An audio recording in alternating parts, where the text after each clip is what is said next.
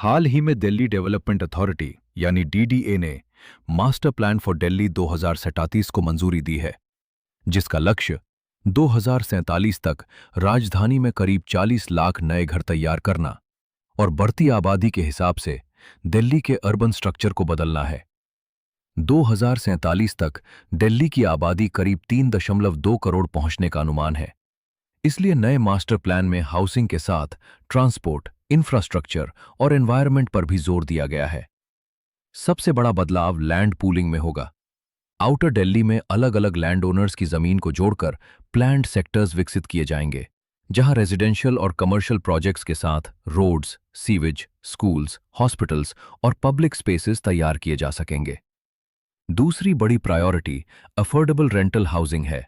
Students, migrant workers और working population के लिए 25 से 60 वर्ग मीटर तक के छोटे फ्लैट्स, हॉस्टल्स और डॉर्मेट्रीज को बढ़ावा दिया जाएगा, ताकि कम आय वाले लोगों के लिए फॉर्मल रेंटल हाउसिंग का विकल्प बढ़ सके।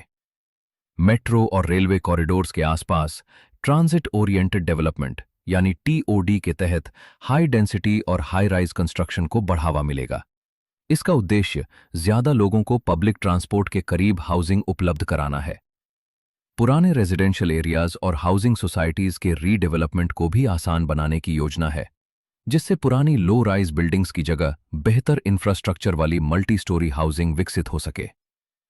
यमुना फ्लड प्लेन के इकोलॉजिकल प्रोटेक्शन पर भी विशेष ध्यान रहेगा।